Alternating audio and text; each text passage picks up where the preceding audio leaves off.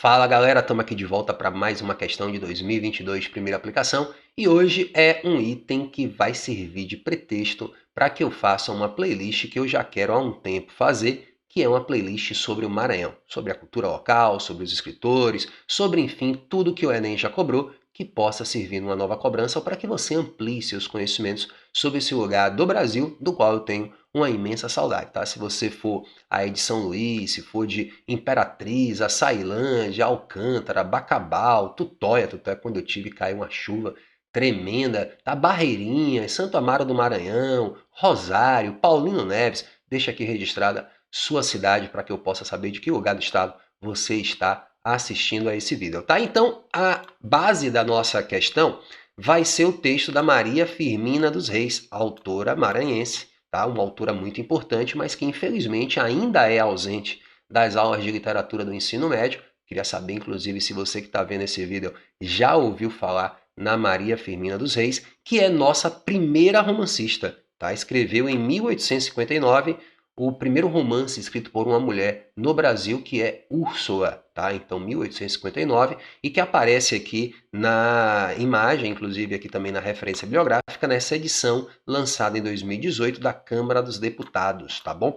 Que é uma edição que traz ainda outras obras, como já diz o título, incluindo o conto A Escrava, que serviu de base para este item do Enem de 2022, e vale dizer que a Maria Firmina dos Reis é uma autora cuja obra está engajada nesse tema presente no romantismo, que é o discurso abolicionista. Esse é um aspecto que muita gente lembra do Castro Alves, mas que está muito presente na obra da Maria Firmina dos Reis, tá? Então o Enem trouxe aí um fragmento do conto A Escrava. Lembrando que em 2022 completam-se 200 anos do nascimento da Maria Firmina dos Reis, tanto que a Festa Literária Internacional de Paraty, a Flip 2022, homenageia Maria Firmina dos Reis, tá? Então, 200 anos do nascimento dela, o Enem cobrou, né? A data aí talvez tenha sido um motivo para Maria Firmina aparecer, ela que até então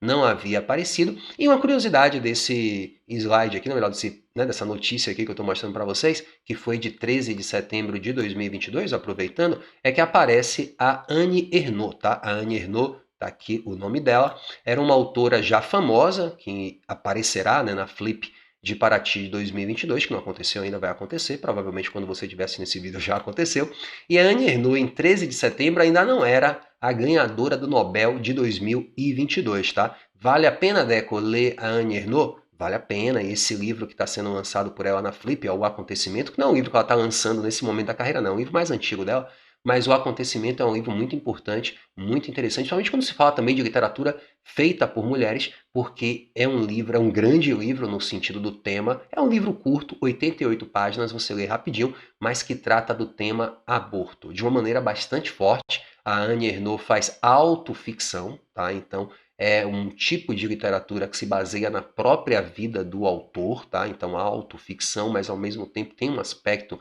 também ligado à literatura, de não ser tão detalhista, não é detalhista a palavra, de ser tão comprometido, podemos dizer assim, com a suposta verdade, como numa autobiografia, tá? Mas não vou aqui falar de autoficção, portanto que não é nosso objetivo. Mas é porque a Anne Ernaux apareceu aí, fica a minha dica para o repertório de vocês. Então vamos fazer aqui, finalmente, para muita gente, mas são informações super relevantes aí nessa nossa aula aqui sobre a Maria Firmina dos Reis, vamos falar aqui do fragmento, tá? Então vou ler aqui o comando, como a técnica do nosso canal recomenda, que diz o seguinte, ó: inscrito na estética romântica da literatura brasileira, já ajudou bastante, o conto descortina aspectos da realidade nacional, o conto mostra aspectos da realidade nacional do século XIX ao... Vamos ler o texto, né, para facilitar a nossa vida, para não ficar aqui, né, arriscando interpretações. Diz o seguinte, é o início do conto, tá? O conto você lê em 20 minutos. Admira-me, disse uma senhora de sentimentos sinceramente abolicionistas. Veja que coisa interessante. É uma mulher que está falando, né? Protagonismo feminino aí no discurso abolicionista. Então admira-me, né? Faz-me até pasmar como se possa sentir e expressar sentimentos escravocratas no presente século, no século XIX. Então, no século do progresso, né? O ano em que Elon Musk lançou um foguete. Mentira, né? Estou brincando, que se fala muito isso em 2022. Mas, minha senhora, se a senhora soubesse o que se fala no século XXI, né? Então o século XIX para a gente já era uma mentalidade preconceituosa, não imagine. Ela está criticando. Como é que se fala disso no século XIX? Então, escravidão, claro, né? Em nenhum momento ela é, né, aceitável. A moral religiosa e a moral cívica aí se erguem e falam bem alto, esmagando a Hidra, o monstro mitológico que envenena a família no mais sagrado santuário seu, e desmoraliza e degrada a nação inteira. Então veja que é um discurso veemente, né? Um discurso que ela está fazendo contra a escravidão. E isso, inclusive, é uma característica bem romântica dos textos de Castro Alves e da Maria Firmina que a gente está vendo aqui. É um discurso inflamado, é um discurso sentimental, por isso romântico, contra a escravidão, tá? Ele diz, ela diz, né, levantai os olhos ao Gólgota. Gólgota, gente, é o monte em que Cristo foi crucificado. Então passa aí como uma simbologia de sofrimento, local de sofrimento, é o Calvário. Levantai os olhos ao Calvário, que é a escravidão. Ou percorrei-os em torno da sociedade e dizei-me, vocês que estão aqui, plateia, né, vocês, pessoas que estão me ouvindo, dizei-me, para que se deu em sacrifício então o Filho de Deus, o homem-Deus, que ali exalou seu derradeiro suspiro, no Gólgota? Ah, então não era verdade que seu sangue era o resgate do homem. É então a mentira abominável ter esse sangue comprado a liberdade? E depois olhai a sociedade. Então olhem para a religião, depois olhem para a sociedade. Não vedes o abutre que corrói constantemente a sociedade? Não sentis a desmoralização que a inerva, o câncer que a destrói? Então veja que ela usa metáforas bastante veementes, né, contundentes, para criticar a escravidão. Por qualquer modo que encaremos a escravidão, ela é e sempre será um grande mal. Tá? Dela a decadência do comércio, porque o comércio e a lavoura caminham de mãos dadas, e o escravo não pode fazer florescer a lavoura, porque seu trabalho é forçado. Então, um trechinho aí do início do conto, tá? E aí, só para você saber do que se trata a inteireza do conto, depois de fazer esse preâmbulo bastante inflamado contra a escravidão, ela diz assim: se vocês não estão satisfeitos, eu vou contar uma história. Então ela vai usar agora uma exemplificação na argumentação dela. Se fosse uma redação do Enem, né, ela vai exemplificar. Ouçam uma história que eu vou contar. Eu estava uma vez em minha fazenda, aí vai contar uma história que envolve uma personagem escravizada chamada Joana e o filho dela chamado Gabriel. Tá? Então é uma exemplificação que ela dá, que seria propriamente dita a história do conto, né? Quando ela deixa de fazer esse discurso e vai apresentar para a gente uma narrativa. Mas isso o Enem não cobrou, é só para vocês terem a noção. E aí você já sabe muita coisa sobre a Maria Firmina dos Reis. Né? Então veja, inscrito na estética romântica da literatura brasileira, o conto descortina aspectos da realidade nacional do século XIX ao revelar a imposição de crenças religiosas a pessoas escravizadas. Gente, o fragmento está revelando que se impunham crenças religiosas a pessoas escravizadas? Hora nenhuma. Ela usa a religião para criticar a hipocrisia da sociedade. Olha, vocês são religiosos, mas para que Cristo então morreu?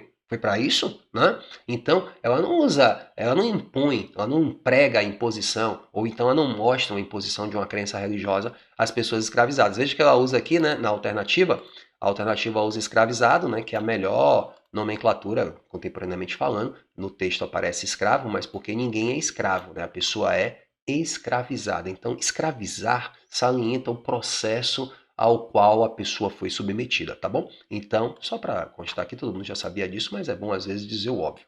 Então, gente, ela aponta a hipocrisia de um discurso conservador na defesa da escravidão. Eu vou nessa por enquanto, né? Olha, a hipocrisia da religião, a hipocrisia do progresso em pleno século XIX. Tem gente defendendo isso, né? Que coisa horrível. Então ela aponta a hipocrisia do discurso conservador. É aceitável, né? Vamos ver se não tem nenhuma melhor aí no caminho. Tem muita gente dizendo, peraí, professor, não fui nessa não, lê outra aí, peraí. Ela sugere no discurso práticas de violência física e moral em nome do progresso material. Não, né, gente? Essa alternativa é preconceituosa. Tem que maltratar, né? Tem que fazer violência para a pessoa produzir tudo isso em nome do progresso. Não, exageradamente falsa. A letra C, foi mal se alguém marcou, mas ela é, para mim, a mais falsa do item. Ela relaciona, eu quero ver essa ideia, com o declínio da produção agrícola e comercial a questões raciais. Essa parece boa. Ela faz isso no final, né? Da escravidão à decadência do comércio, porque o comércio e a lavoura caminham de mãos dadas. E o escravo não pode fazer florescer a lavoura, porque seu trabalho é forçado. Mas, gente, eu acho que até relaciona o declínio da produção agrícola e comercial a questões envolvendo a escravidão, mas eu não acho que sejam questões raciais. tá? Lembrando que até esse momento o INEP não divulgou o gabarito, então eu estou aqui fazendo com o gabarito sem ser publicado, tá? O gabarito vai ser publicado ainda no dia 23 de novembro, hoje é dia 15 de novembro de 2022. Então, eu não iria na letra D por causa dessa questão racial, mas eu acho uma alternativa sedutora, né? Porque está no final do texto sendo feita essa relação. Mas eu não iria nas questões raciais, porque isso traduz um preconceito. Não tem a ver com a questão racial, tem a ver com a questão da escravidão, tá? Da escravização dessas pessoas. Então vamos aqui para um item que muita gente deve estar ansiosa esperando. Por que não é ele, né? Por que não é a letra E? Eu acho até que a B é verdadeira, mas não entendo o erro da E. Então vamos ver aqui, ó. Ironizar o comportamento dos proprietários de terra na exploração do trabalho. Onde é que está o erro disso aí? Eu vejo, gente, que ele fechou muito em proprietários de terra. Eu penso que no fragmento a gente não está vendo uma crítica específica aos proprietários de terra. É uma crítica mais ampla, por isso que eu gosto da letra B, ó. Discurso conservador, tá bom? Um discurso que pode ser de proprietário de terra, pode ser também de comerciante, pode ser de qualquer função, tá? E até desocupado. Então eu vejo que a letra E já se anula por isso. O ironizar também dá margem a um questionamento, porque eu não acho que a intenção maior do texto, a construção maior do texto, se valha da ironia. Acho até que tem ironia nesse trecho aqui, quando a narradora, né, na verdade não é a narradora ainda, mas quando ela diz, então não era verdade que o sangue de Cristo era o resgate do homem. Então existe uma certa ironia, claro, nesse comentário. Mas o fragmento como um todo não faz essa ironia para mim de forma mais marcante, mas sim uma crítica, né, a esse discurso conservador. Portanto, para mim, o item E não se verifica, mas acredito que infelizmente muita gente ou marcará naquela dúvida, fiquei na dúvida da B e da E, né? Fiquei na dúvida da B e da D. Depois a gente vai saber quais foram as letras mais marcadas, mas acredito que a letra E e a letra D sejam boas, infelizmente, para enganar alguém. Me diz aí se foi o seu caso. E, por fim, eu quero dizer aqui que você que está em 2023 se preparando para o Enem, nosso curso não se encerra aqui no YouTube, tá?